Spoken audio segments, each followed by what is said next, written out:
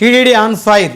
సతీష్ని ఎవరు చంపారు? గత 3-4 రోజుల నుంచి కూడా రాష్ట్ర వ్యాప్తంగా చర్చనీయాంశమైనటువంటి సంఘటన సతీష్ గారి మరణానికి సంబంధించి. చాలా దారుణం అండి ఇది. ఇప్పుడు భక్తికి, ఆధ్యాత్మికతకు, విశ్వాసానికి కేంద్రంగా ఉండాల్సిన తిరుపతి, దాని తిరుమల, దాన్ని నడిపించాల్సిన, ఆధ్వర్యం వహించాల్సిన తిరుమల తిరుపతి దేవస్థానం అంతకంతకు రాజకీయ కేంద్రాలుగా మారిపోతున్నాయి. ఇంత వివాదం ఒకటే విషయం మీద నిరంతరాయంగా జరిగిన అంశం ఇటీవల కాలంలో ఇంకోటి లేదు. అది ఇప్పుడు ప్రాణాలు పోయే వరకు ఉంది. అది హత్య కాదా అనే చర్చ ఒకటి, హత్య ఎవరు చేశారు అనేది ఒకటి. పోలీసులు అయితే హత్యగానే కేసు నమోదు చేశారు కాబట్టి ఇంక దాంట్లో ఏమి హత్య కేసు అని పోలీసులు కాదని చెప్పే వరకు దాన్ని హత్య కేసుగానే చూడాలి కదా ఎవరన్నా. మన హత్య కేసు అని చెప్తే ఫలానా వాళ్ళు చంపేశారు, వైసీపీ వాళ్ళే చంపేశారని టీడీపీ వాళ్ళు బహిరంగంగా చెప్పేస్తున్నారు. టీడీపీ వాళ్ళు ఎందుకు ఏకపక్షంగా ప్రకటిస్తున్నారు అని వైసీపీ వాళ్ళు కొన్ని ఆధారాలు చెప్తున్నారు. అసలు దీని భావమేమి తిరుమలేసే అని ఎంత ఘోరమైన పరిస్థితి ఎందుకు వచ్చింది? భక్తితో అలరాల్సినటువంటి చోట ప్రాణాలు కూడా పోయిన తర్వాత ఇప్పుడు ఆయన కుటుంబ సభ్యులు, ఇప్పుడు ఆయనకు సంబంధించిన కుల సంఘం వాళ్ళు అందరూ కూడా సందేహాలు వ్యక్తం చేస్తున్నారు. ఇప్పుడు నిన్న మనం చూసాం మొదటిసారిగా, బహుశా నేను గతంలో చూడలేదు, పోలీసులు సీన్ రీక్రియేట్ చేశారు. రీక్రియేట్ చేస్తే సరిగ్గా సతీష్ ఎంత బరువు ఉన్నారో అంత బరువు ఉన్నటువంటి ఒక బొమ్మను తయారు చేసి దాన్ని కారులోంచి విసిరేస్తే అది ఎక్కడ పడుతుంది, ఎలా జరుగుతాయి, ఎలాంటి పరిణామాలు, ఇవన్నీ ఇప్పుడు అంత స్థాయిలో పోలీసులు దర్యాప్తు చేస్తుంటే వాళ్ళతో నిమిత్తం లేకుండా ఈ ప్రకటనలు చేయడానికి రాజకీయ పార్టీలకు, 2 పార్టీలకు కూడా పోలీసులు కదా చెయ్యాలి.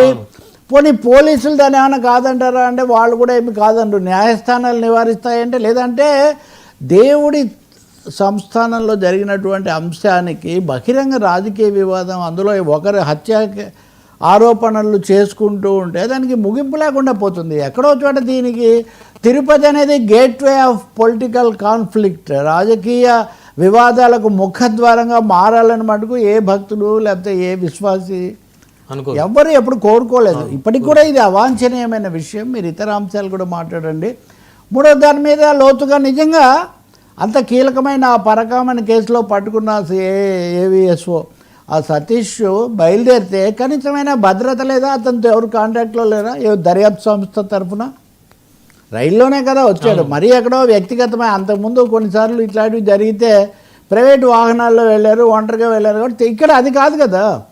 టికెట్ బుకింగ్తో ట్రైన్లో, అది కూడా ఉన్నత శ్రేణిలో వెళ్తే కనీసమైన సమాచారం కూడా లేదు. అంటే మనం రియల్ టైం గవర్నెన్స్ అన్నీ కూడా చేతిలో ఉన్నాయని మనం అనుకుంటున్నప్పటికీ అనేకమైన అవాంఛనీయమైన అఘాయిత్యాలు జరిగిపోతున్నాయి. ఇప్పటికైనా కానీ నేను అనుకుంటాను police should take command of this entire episode.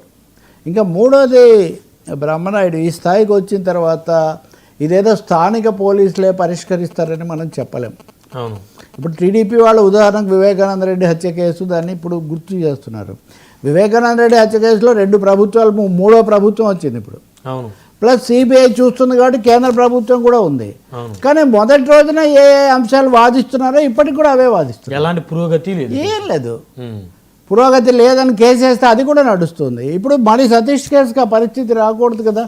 ఇంత హాట్గా, ఇంత వేడిగా వివాదాస్పదంగా ఉన్న అంశం మీద మరింత నిఘా చేసి ఉండాల్సింది, అతనికి మరింత రక్షణ కల్పించి ఉండాల్సింది.